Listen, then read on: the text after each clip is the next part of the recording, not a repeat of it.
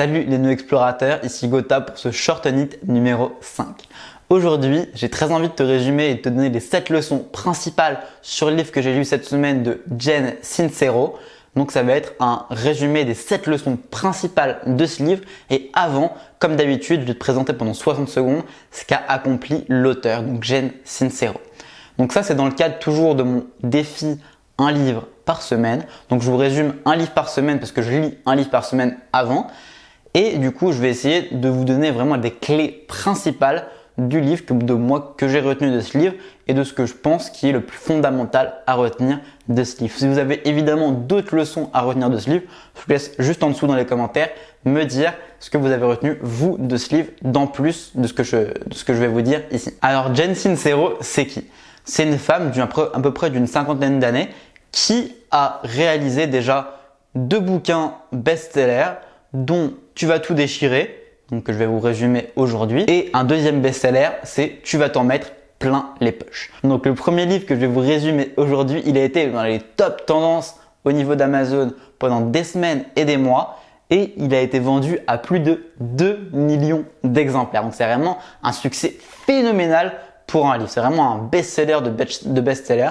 Et le deuxième, il a été best-seller pour le New York Times. En plus de ces 2 livres qu'elle a écrits, Jen Sincero a fait un maximum de conférences, elle fait énormément de conférences sur les sujets dont je vais vous parler dans cette vidéo notamment, et surtout du mental quand même en général, donc de la psychologie et de tout ce qui s'ensuit. Donc en plus de ça, elle fait régulièrement des séminaires de développement personnel pour coacher directement les personnes et faire en sorte que les personnes qu'elle coach atteignent le maximum de leurs capacités pour réaliser leurs objectifs. Donc pour conclure, elle est vraiment à fond sur le développement personnel et la psychologie. Donc c'est quand même assez intéressant de voir ce qu'elle a à nous dire. La première leçon à retenir, je pense qu'elle est en 2 temps, c'est de comprendre que les croyances qu'on a acquises sont souvent des croyances qu'on n'a pas acquises de notre plein gré. Et même la plupart du temps, des croyances qu'on n'a pas acquises de notre plein gré. Donc ça, c'est la première partie de la première leçon. Et la deuxième leçon, ce qui est le plus important à retenir, c'est qu'on est responsable de choisir de les garder ou non.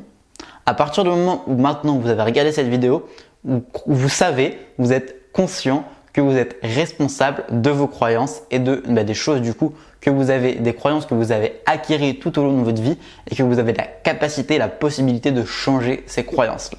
Et à partir de ce moment-là, à partir du moment où vous avez compris que les croyances que vous avez accumulées, notamment au cours de votre enfance, au cours de votre prime jeunesse, vous avez la possibilité justement d'avoir un impact sur ces actions et de choisir celles que vous allez garder et celles que vous allez changer, celles que vous allez remplacer.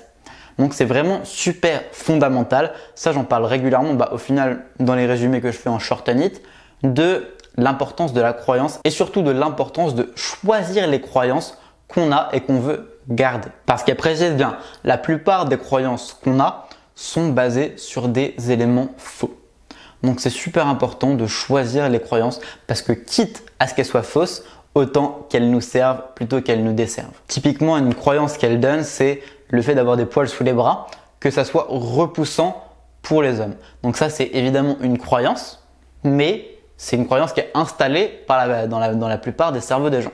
Donc, c'est quelque chose qui va être compliqué à enlever de notre crâne, de notre cerveau, de nos croyances.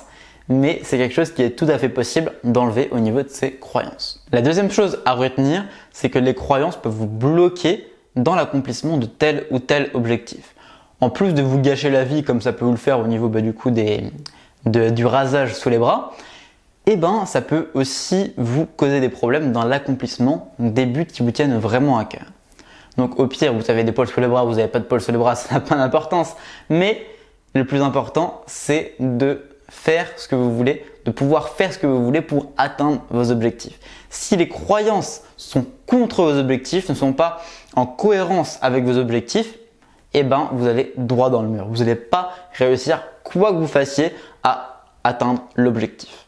Par exemple, au niveau de l'argent, parce qu'elle parle pas mal d'argent, elle est assez spécialisée dans la psychologie concernant l'argent. Elle montre justement que si on pense que l'argent est mal, ça sera beaucoup plus difficile et même impossible d'acquérir de l'argent et de le garder derrière. Donc c'est vraiment super important de bien comprendre qu'il faut avoir une psychologie derrière l'accomplissement de tel ou tel objectif qui est en cohérence avec l'objectif qu'on veut atteindre.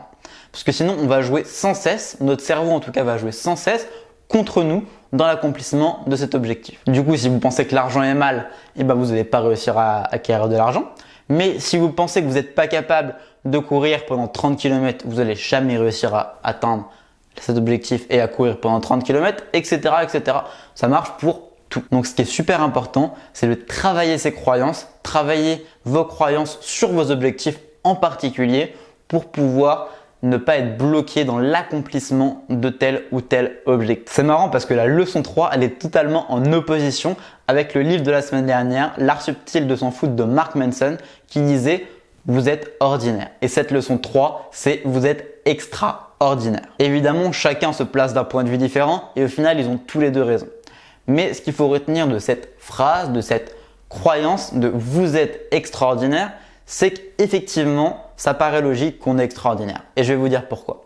Parce que on a forcément quelque chose de différent de l'ordinaire. En fait, on n'est pas extraordinaire dans notre généralité. La plupart de nos caractéristiques sont totalement ordinaires et sont communes à la plupart des autres. Mais ce qui est différent, ce qui est extraordinaire, c'est souvent quelques caractéristiques qu'on a. C'est quoi être extraordinaire? C'est sortir de l'ordinaire. Donc, admettons que sur une population qu'on baserait à 100%, extraordinaire, ça serait 5% les meilleurs ou les 5% qui ont des résultats meilleurs que les autres. Alors, sur une population mondiale, vous êtes forcément extraordinaire dans un domaine. Prenons l'exemple des mots croisés. Si vous jouez tous les jours aux mots croisés, déjà, qui joue aux mots croisés sur la planète? On va dire 5 personnes jouent régulièrement, pas tous les jours, mais régulièrement aux mots croisés sur la planète. Sur ces 5% des personnes qui jouent régulièrement, je dirais qu'il y a peut-être 1 sur 5 qui joue tous les jours. Donc ça veut dire que si vous êtes cette personne qui joue tous les jours, qui fait une grille de mots croisés par jour, vous êtes censé être meilleur aux mots croisés que déjà 99% des autres personnes.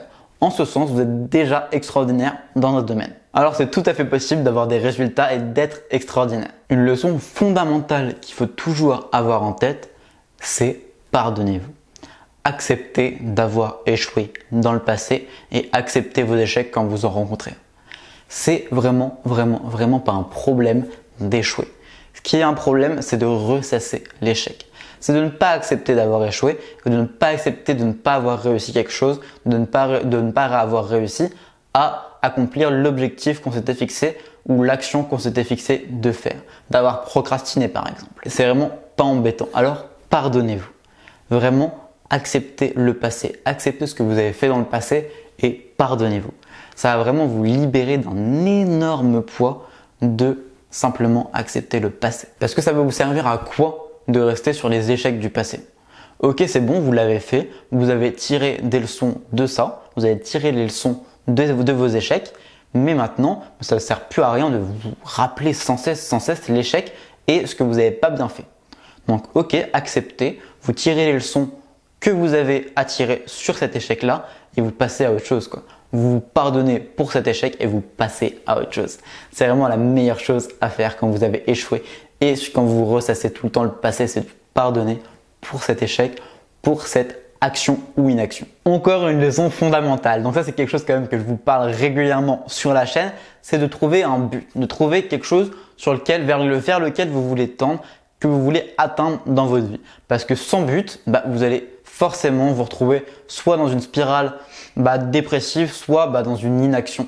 Parce que évidemment, sans but, si vous avez aucun but dans votre vie, un but, ça peut être simplement de vous nourrir. Mais évidemment, vous allez vite vous ennuyer. Donc c'est super important d'avoir des buts. Et quand j'ai des buts, c'est vraiment d'avoir des buts précis. Limite avec des sous-actions, des sous-buts, etc. D'avoir un but précis, un but final et également, surtout, d'avoir un but précis au niveau du temps, au niveau des sous-actions, des actions que vous devez faire pour atteindre ce but et peut-être aussi des sous-buts qui vous permettent d'atteindre au final le but final. Bon, vous m'avez compris. Et du coup, d'avoir un but derrière un gros but principal, derrière toutes ces petites sous-actions, sous-buts. Quelque chose qui a dit également qui est super important, que j'aime bien répéter, c'est de ne pas vous fixer de limites. Ne vous fixez pas de limites dans les objectifs, dans les buts que vous fixez. Parce que si vous fixez des limites, déjà vous partez sur un truc, sur un point de vue qui est biaisé. Tout est possible. Il y a encore 100 ans, vous pensez qu'on imaginait simplement qu'on allait pouvoir avoir des ordinateurs, des téléphones, etc. Non, c'était impossible. Imaginez 100 ans avant, est-ce qu'on pensait qu'il y aurait des voitures pour tout le monde? Non, c'était impossible. Donc, franchement, ne vous fixez pas de limite. Elle donne l'exemple de sa grand-mère ou de son arrière-grand-mère qui, en voyant justement l'évolution, par exemple, de la science, quand on a réussi à cloner un mouton, il me semble que c'était ou une brebis ou une chèvre, je sais plus, c'était Dolly le mouton, il me semble. Et en clonant cet animal, elle s'est dit, je comprends vraiment plus rien, c'est fini quoi, c'est fini pour moi. Donc c'est vraiment super important de vous dire, n'ayez pas de limite dans vos objectifs parce que tout sera possible un jour. Tout ce que vous voulez. Donc fixez des objectifs fous, sans problème. À la limite, vous vous limitez aux lois physiques, mais c'est tout. La 6e leçon à retenir de ce livre, c'est d'exprimer énormément de gratitude. De gratitude envers votre vie, envers les autres, envers tout ce qui vous entoure, envers tout ce qui est. Parce que en exprimant cette gratitude, demain vous allez retrouver ou trouver un pouvoir extrêmement puissant en vous qui va vous permettre d'atteindre tout ce que vous voulez atteindre simplement en donnant et en acceptant de recevoir du coup naturellement derrière. Mais en rentrant dans cette spirale de donner, donner, donner et recevoir, vous allez rentrer dans une spirale totalement vertueuse. Demain, vous allez vous sentir bien et de deux, vous allez créer du bien. Ça va vous permettre de vous ressentir bien derrière, etc. Ça va créer une vraie spirale vertueuse. Alors, émettez de la gratitude et cette gratitude va vous permettre d'accomplir de grandes choses et de belles choses. Le dernier petit hack, la 7e petite leçon à retenir, je pense, de ce livre, une leçon super importante, je pense, c'est de faire comme si. De faire comme si, c'est-à-dire de faire comme si, simplement de faire comme si vous avez déjà l'objectif que vous voulez atteindre. Par exemple, si du coup elle prend toujours le fait d'avoir des finances qui sont correctes ou de très bonnes finances même, parce qu'il me semble qu'elle doit être millionnaire, donc de faire comme si elle était millionnaire. Par exemple, quand là elle a commencé à essayer de faire un plan, d'avoir des objectifs au niveau de la finance, elle s'est acheté une Audi. Donc c'est une voiture, j'imagine, qui devait coûter 30 000, 40 000 peut-être. Et elle se l'est achetée directement en sachant qu'elle n'avait pertinemment pas assez d'argent pour se l'offrir. Mais du coup, elle s'est mise dans l'optique de je fais comme si je pouvais me permettre d'acheter ces choses-là. Ou je vis comme je vivrais si je pouvais me permettre d'acheter ces choses-là. Parce que en faisant ça, bon là c'est pas forcément ce que je vous recommande si vous êtes surendetté, mais si vous voulez atteindre l'objectif, c'est important d'avoir la psychologie de la personne qui a déjà l'objectif. Parce que du coup, vous allez agir simplement comme la personne qui a l'objectif que vous voulez, qui vit dans l'objectif que vous avez. Et du coup, vous allez pouvoir être beaucoup plus efficace pour atteindre cet objectif. C'est vraiment un tips en or, je pense. Voilà, donc si cette vidéo vous a plu, je vous laisse aller plus loin au niveau du mental en cliquant juste en dessous pour recevoir une formation complète et gratuite sur le mental. Je vous laisse également vous abonner pour recevoir tous les jours une vidéo sur le mental. Commentez si vous avez des questions particulières sur le livre, sur le mental en général, des suggestions de vidéos, des suggestions de lecture en particulier. Sur ce, lâchez un gros pouce bleu si cette vidéo vous a plu. N'oubliez pas que la transformation découle de l'action. Alors, agissons. C'était Gotha, à demain 18h30. Ciao.